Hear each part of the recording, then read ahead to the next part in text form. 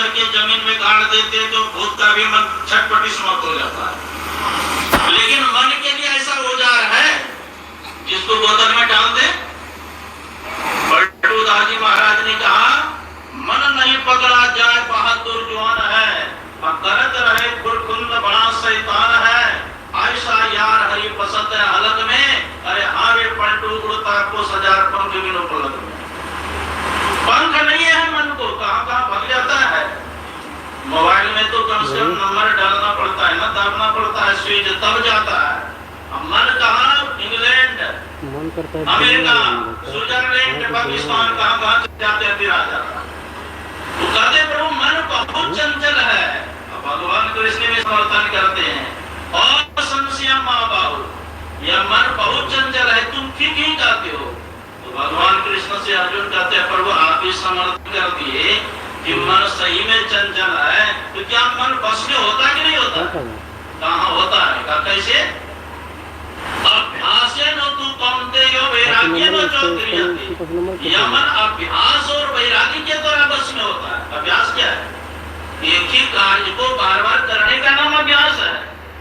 गुरु महाराज कहते हैं, जैसे मंत्र आप जप करते हैं, और जप करते करते आपका जो मन भाग जाता है, क्या करना है?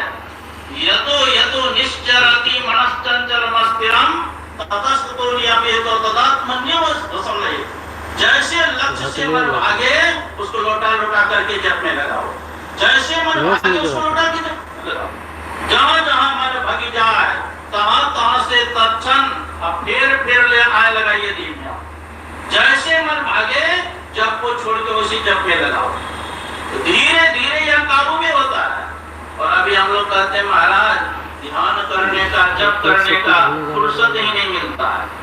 देखिए महाभारत के समय में दिन भर युद्ध करता था और रात में बैठ करके ध्यान करता था। एक बार दुर्योधन इस पितामह के पास गए, दादाजी आप युद्ध तो करते हैं लेकिन मन से युद्ध नहीं करते हैं। इस पितामह ने कहा, अरे दुर्योधन, मैं 10,000 महारथी को रोज में मारता हूँ, तब मैं अपने रथ को पीछा करता हूँ। कहते हैं दादाजी और को मारने से क्या फायदा, सिर्फ 5 पांडव को मार दीजिए और किसी को मारने की आवश्यकता नहीं।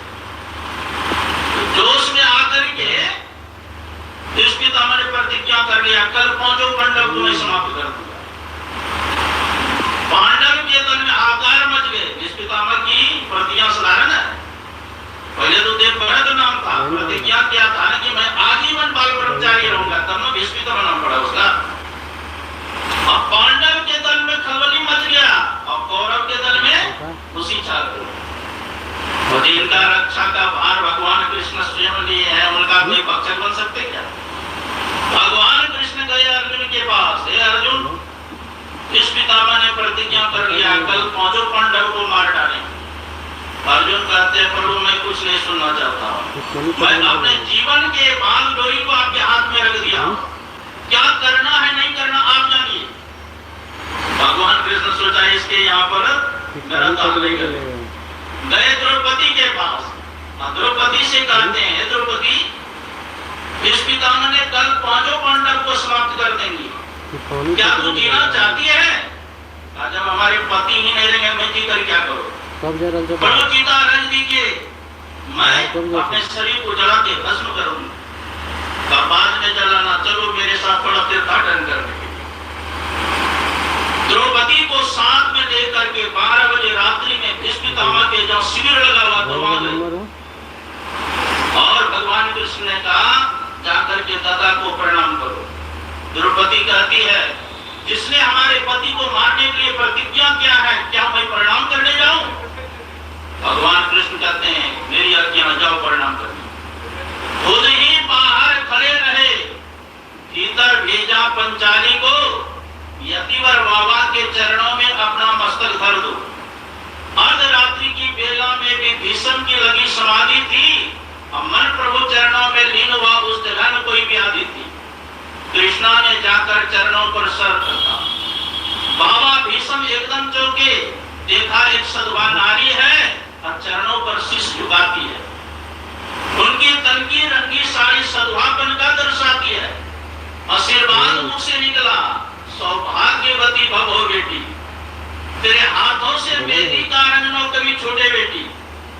सौभाग्य तुम्हारा अचल हो, सिंदूर से मांगना खाली हो, पर देता हूं मैं यह बेटी तू वीर कुमारी वाली हो। कृष्णा ने सुनकर तुरंत कहा, बाबा यह क्या बतलाते हो? कल और आज कुछ और कहा, तुम सत्यव्रती कहलाते हो। मेरे 5 पतियों में से यदि एक भी मारा जाएगा, आशीर्वाद बाबा क्या तेरा झूठ नहीं कहलाएगा? हाथों का मेहंदी रहने दो, साड़ी का रंग उड़ाओ ना, सिंदूर जो मेरी मां का है होनों से उसे मिटाओ ना। अब आया होश पितामह को, हाथों से माला छूट गई, अब प्रभु चरणों में लगी हुई चित्त जो समाधि टूट गई। बोले बेटी, इन प्रश्नों का उत्तर मैं पीछे ही दे पाऊंगा, तेरे स्वभाव का निर्णय भी मैं पीछे ही कर पाऊंगा। एक बात खटकती है, हैरान हो जिसने कर डाला, बतलाओ बेटी वह कहां सिपाही जगह तुझे लाने वाला? बूढ़े होने को आया है, पर अब भी नहीं गई चोरी, नित नई नीतियां चलती है, तुमसे चोरी मुझसे चोरी। पुत्री तूने मेरे कुल को इतना पवित्र कर डाला, पहरा तेरा देता होगा जो विश्व रचने वाला है। बाबा ने उठकर देखा, ये होली का दृश्य निराला है, अब पीताम्बर का घूंघट डाले खड़ा हुआ घोषने वाला है। चरणों से जाकर लिपट गए, छलिया छलने को आया है, अब भक्तों की रक्षा करने को दासी का भेष बनाया है। कहते हैं द्रौपदी का जूता था पीताम्बर के कोने में, उर्मे करुणा का भार ले लगे पीताम्बर रोने। हे द्रुपद सुता मेरी बेटी, जाओ विजय तुम्हारी है, अब पतियों का पालन पाता होगा जब रक्षा कृष्ण मुरारी है। जाके राखे साइया, मार सके न कोई, पालन पाता कर सके जो जग में हो। जिसका रक्षा परमात्मा करने वाले हैं, उसका कोई भक्षक बन सकते? मेरा कहने का मतलब है कि भीष्म पितामह 12 बजे रात्रि में भी ध्यान करते थे, क्या हम लोगों को नहीं करना चाहिए? हम लोगों को भी ध्यान करना चाहिए। तो निरंतर जप करते रहे हम लोगों का काम है निरंतर जप करते रहे। मैं बम्बई में प्रत्येक साल जाता हूँ, जनवरी में 1 महीना का कार्यक्रम होता है। तो वहाँ के जो व्यवस्थापक स्वामी मिश्रानंद जी महाराज हैं, उन्होंने हमसे कहा, महाराज हरेक हमेशा जप करते रहना चाहिए, और पवित्र हालत में भी। मैंने कहा देखो मेरी बात तो नहीं है, यह वेद में भी आया है मात्र। और पवित्रो पवित्रो वा सर्वावस्थागतो विवाह या अस्मृत पुंडरीकाक्ष सवा या व्यंतरो शुचि। और पवित्रो पवित्रो, और पवित्र हालत में भी भगवान नाम का स्मरण करें, अपवित्र हो जाए। सर्वावस्थागतो विवाह, सभी आस्था में भगवान का नाम का स्मरण करिए। पता नहीं कब शरीर छूट जाएगा, पता है? नहीं बालक नहीं जोगने नहीं वृद्धि गति बंद, वह अवसर नहीं जानिए जब आए पड़े जमपन। इसीलिए सर्वावस्था गतो विवाह या अस्मृत पुंडरीकाक्ष सवा या व्यंतरो शुचि। जो भगवान नाम का स्मरण करते हैं वो अंदर बाहर से पवित्र हो जाता है। हर एक हमेशा जप करते रहना चाहिए। अब मन में सवाल होता है कि किस नाम का जप करें? परमात्मा का तो बहुत नाम है, हरि अनंत, हरि कथा अनंत। तो भगवान शंकर ने कहा संसार में 7 करोड़ महामंत्र है। कितना है? 7 करोड़ महामंत्र, 7 कोटि महामंत्र। चित्त विभ्रंशकार कहा एक एवं महामंत्र गुरु रत्नाक्षर। संसार में 7 करोड़ महामंत्र है, सभी मंत्र चित्त को भ्रमित करने वाला है, लेकिन 2 अक्षर जो गुरु मंत्र है वह सभी मंत्रों का राजा है। इसलिए कहते हैं गुरु ब्रह्मा गुरु विष्णु गुरुदेवो महेश्वरा गुरु साक्षात परब्रह्म तस्मै श्री गुरुवे। और हम लोग के गुरु महाराज कैसे थे पता है? कैसे ब्रह्म ज्ञानी थे? कुपा घाट में 12 बीजरपुर हाट से 10-12 माई आई। और कुपा घाट आप लोग गए होंगे, मलसरी घाट है, एक चबूतरा बना हुआ। वहीं पर 8-10 माई आकर के बहुत जोर जोर से बोल रही थी। तो पूज्य भगीरथ बाबा के मन में हुआ कि कौन माई बाहर से आई है, बहुत चिल्ला रही है। तो मन में हुआ कि जा करके मना कर दें। फिर उनके मन में हुआ उधर जाए, मना करने क्या गुरु महाराज पुकार करते। तो गुरु महाराज की मौत हुई। कतरे भगीरथ हमको बैठाओ। लेटे हुए थे गुरु महाराज जी। तो कुछ भगत वहां गुरु महाराज को बैठा दिए। अब पीछे से मलमल लगा दिए, बगल से तकिया और नीचे बदौन दे दिए। गुरु महाराज के पैर लटका हुआ। गुरु महाराज फांसी किए। कुछ भगत वहां पात्र लेकर के आ गए, उसी में अखाड़ किए। कुछ भगत वहां चले गए पात्र को धोने के लिए। इतने में क्या होता, वो 8-10 माई में एक माई पगली थी। एक ही पुत्र हुआ था और वह पगली हो गई थी, अपने बच्चे को नहीं पिलाती थी। वह माई दौड़ करके गुरु महाराज के कमरे में घुसी और खेना टेक करके गुरु महाराज को प्रणाम करने लगी। तो गुरु महाराज के जो पैर लटका हुआ था, गुरु महाराज पीछे कर लिए, अब पगली के माथे पर अपने चरण रख दिए। तब तक में कुछ भगत आगे कौन आ गए। तो एक माई कहती है, 12 बिजरपुर हाट के गिरधारी 100 के ये भंजी है, एक ही संतान हुआ, ये पगली हो गई है। गुरु महाराज गए थे। गुरु महाराज कहते हैं, अच्छा मैं ईश्वर से प्रार्थना करता हूँ ये अच्छी हो जाए। इतना कहना था कि उसके पगल पर नहीं समाप्त हो। और वह प्रणाम करती है गुरु महाराज को। अब गुरु महाराज का पीठ नहीं दिखाते। हम लोग भी जो आते हैं ना, गुरु महाराज को प्रणाम करते हैं और क्या करते हैं, अब गुरु महाराज की तरफ पीठ दिखा करके और सबको प्रणाम करना चाहते हैं। ये तो अपमान ग्रहण हुआ। तो अपने इष्ट को पीठ नहीं दिखाना चाहिए। हाथ जोड़ते हुए वह बरंडा पर चली गई और फिर सीधा हुई और नर्सरी गाय के पास जाके बच्चे को लेकर के दूध पिलाने लगी। ऐसे ब्रह्म ज्ञानी हम लोगों का गुरु महाराज रिचार्ज नहीं करेंगे। ऐसे गुरु के समर्पित भाव से अगर जप करेंगे, ध्यान करेंगे तो आपका परम कल्याण होगा।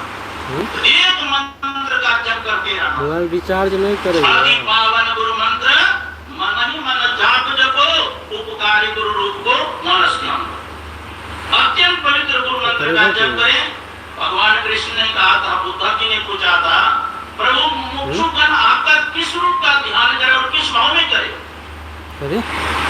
यथा तुमरविंदाक्षो यादृशम यदात्मकं ध्यानं मुमुक्षुरे तन्मे ध्यानं त्वं वक्तुमर्हसि। भगवान कृष्ण से उद्धव जी कहते हैं, हे केशव, हे कमलनयन, मुक्षुगण आपका किस भाव में और किस रूप का ध्यान करे? भगवान कृष्ण ने कहा था, सम आसन आसीनः समकायो यथा सुखम हस्तम उत्संगाधायो स्वर्ण सागर प्रत्यक्षण। हे उद्धव, सुखपूर्वक बैठ जाओ। बायां पैर को नीचे, दायां पैर को ऊपर, बायां हाथ को नीचे, दायां हाथ को ऊपर, शरीर गर्दन मस्तक को सीधा करके बैठे।